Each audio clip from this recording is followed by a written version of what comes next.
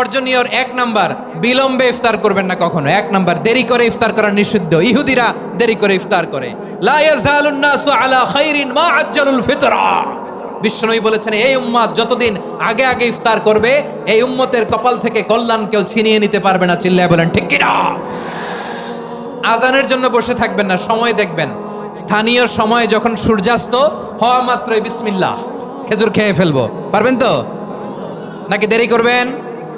2 number, রমাদানের পবিত্রতা বজায় রাখবো। কোনো তর্ক বিতর্ক অশ্লীলতায় আমরা জড়াবো না, ঝগড়া করবো না, সরাসরিও না, ফেসবুকেও না। করবেন? কেউ গালি দিলে বলবেন ইন্নিমরুউন সায়েম, আমি রোজাদার।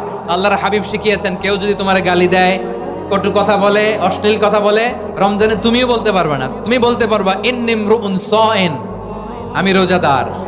আজকে থেকে নিয়ত করেন, রমজানে কেউ গালি দিলে আপনি একটা গালি দিবেন নাকি? কি বলবেন? রোজাদার, রমজানের পবিত্রতা আমি ভঙ্গ করতে পারবো না। অশ্লীল নাটক সিনেমা আমরা দেখব না।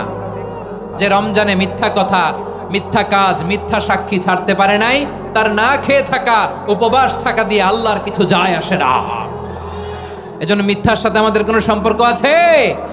মিথ্যা বলবো না। 4 নাম্বার, অপচয় করব না। ইন্নাল মুবাযযিরিনা কানু ইখওয়ানা শায়াতিন ওয়া কানা শাইতানু লিরাব্বিহি কাফুরা। অপচয়কারী শয়তানের ভাই। আচ্ছা, যে শয়তানের ভাই ও নিজেও আরেকটা কি? শয়তান। যে শয়তানের ভাই ও নিজেও আরেকটা কি? অপচয় করবো না। ইফতারি করতে যে আমরা অনেকে অপচয় করি, এগুলো করবেন আপনারা না। অপচয় করবো না। 5 নাম্বারে, রিয়া, লোক দেখানো ইবাদত আমরা করবো না। লোক দেখানোর জন্য নামাজ, রোজা, জিকির, তেলাওয়াত, দান, সদকা এগুলো করলে আল্লাহর দরবারে এগুলো কবুল হবে। বিশ্বনবী বলেন, দাজ্জালের ফিতনার চেয়ে একটা বড় ফিতনার ভয় আমি করি, সেটা কি? আর রিয়া, শো অফ মেন্টালিটি, লোক দেখানো মানসিকতা। এটা থেকে আমরা বিরত থাকবো ইনশাআল্লাহ। 6 নাম্বার, অনেক গুরুত্বপূর্ণ, ব্যবসায়ী ভাইয়েরা, ব্যবসা করেন কারা কারা? হাত তুলে দেখান তো আমারে। মাশাআল্লাহ, হাত নামান। ব্যবসায়ী ভাইয়েরা, অনেক অসাধু ব্যবসায়ী আছে, রমজান আসলে নিত্য প্রয়োজনীয় পণ্যের মূল্য বৃদ্ধি করে দেয়। এরকম আছে না নাই? এগুলো করবেন না। মজুদদারি করবেন না। পণ্যের কৃত্রিম সংকট বাজারে করবেন না। আপনি লাখ টাকা কামায়া ভাবছেন যে রোজাদারদের কষ্ট দিয়ে ধনী হবেন।